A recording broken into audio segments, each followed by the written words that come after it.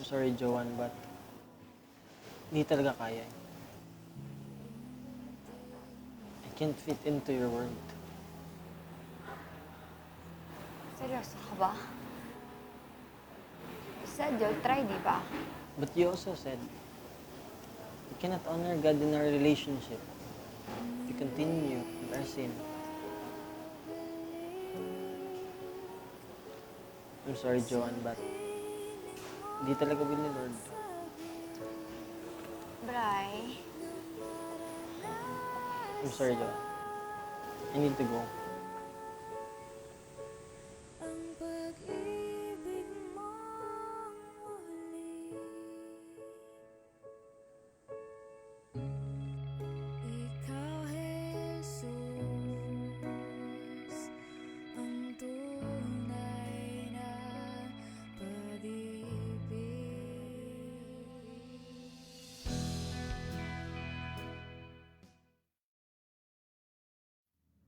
They say, why pray for the wrong one to become the right one when you can actually wait for the right one?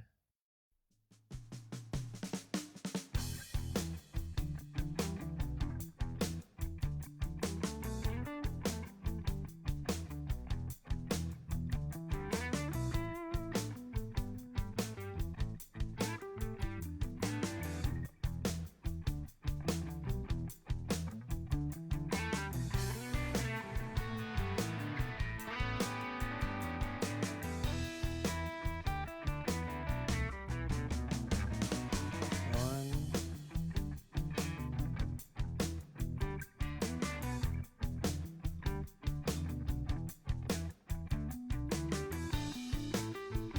two,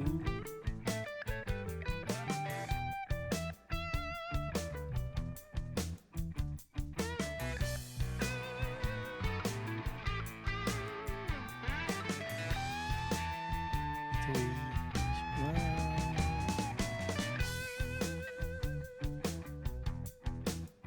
Gumana na naman.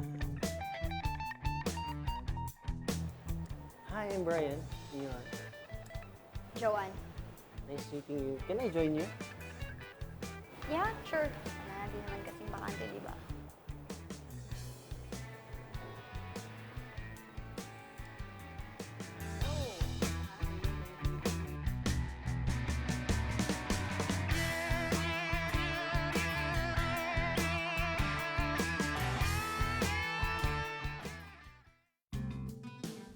The heart is deceitful above all things and beyond cure. Who can understand it? When you start following your feelings over faith, you are setting up yourself for deception. Sabi nga, guard your heart, it will save you from a lot of heartaches.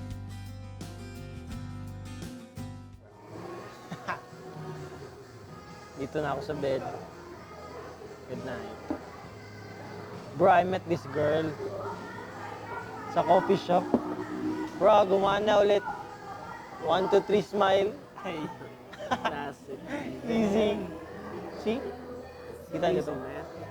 Patingin, patingin. Ganda, right?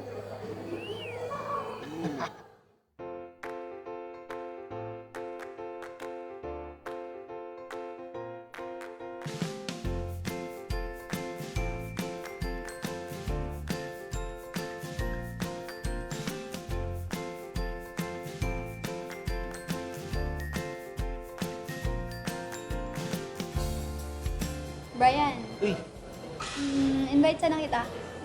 saan tayo? ML? Uy, sige, sige, invite. Hindi, joke lang. Sa church namin, this Sunday. Free ka ba? Church.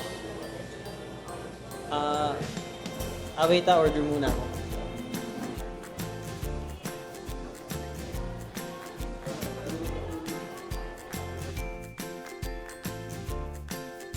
Alright, so what's up for now sa lesson? Let's continue at next time. Okay? Anyway, sino nga pala yung kasama mo ng Sunday? Hindi ko naman pinakilala. Si Brian. Wala lang yun. Kaibigan ko lang yun. Where did you met him nga pala? We met at the coffee shop and then we started chatting.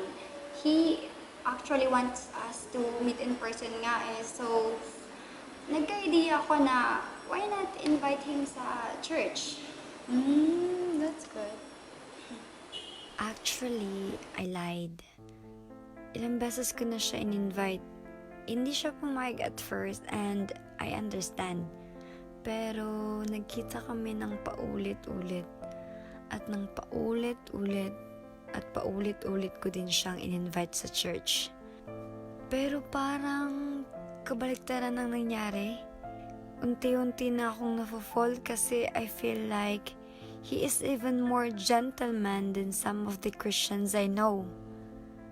So he asked me the big question.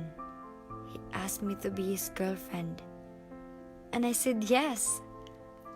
And finally, he also said yes to my invitation. Pumayag na siyang mag-church.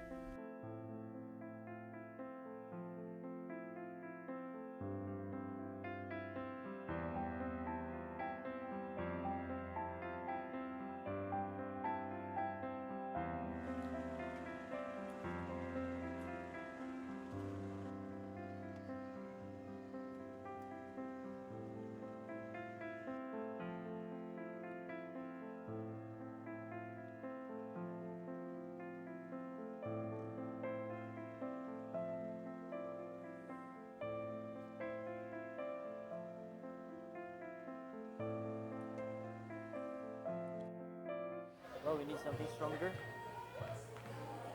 Bro, nakakainis na. Binigay ko na yung gusto niya. Sabi niya hindi niya ako sasagutin kung hindi ako mag-church. So nag-church ako. Binigay ko na yung gusto niya. Ba't ayaw niya mabigay yung gusto ko? He's asking too much. How can he understand? You have different principles. Palagi ko naman sinasabi sa kanya na I want to honor God in our relationship. And I'm trying to keep myself pure until marriage.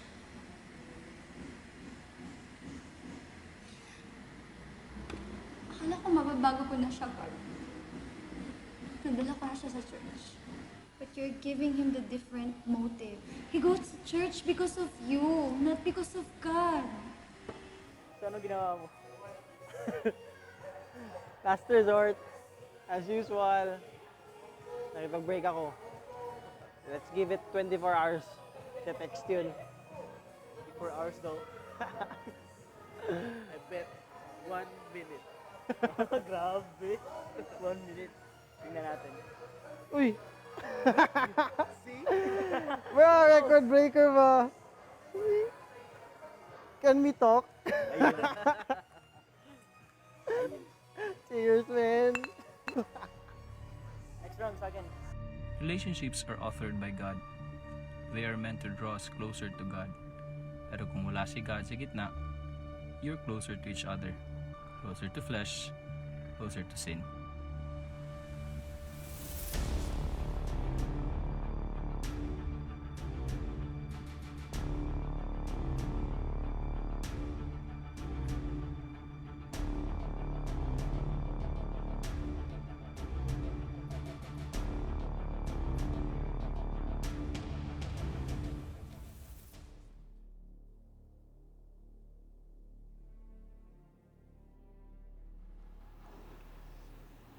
Bri, may problema ba?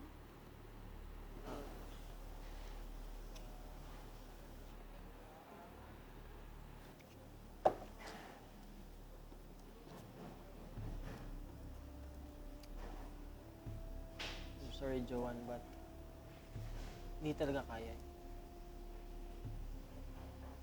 I can't fit into your world. Seryoso ka ba? You said you'll try, di ba? But you also said, we cannot honor God in our relationship if we continue with our sin.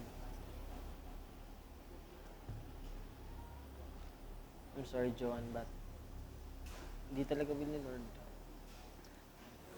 Bri, I'm sorry, Joanne. I need to go.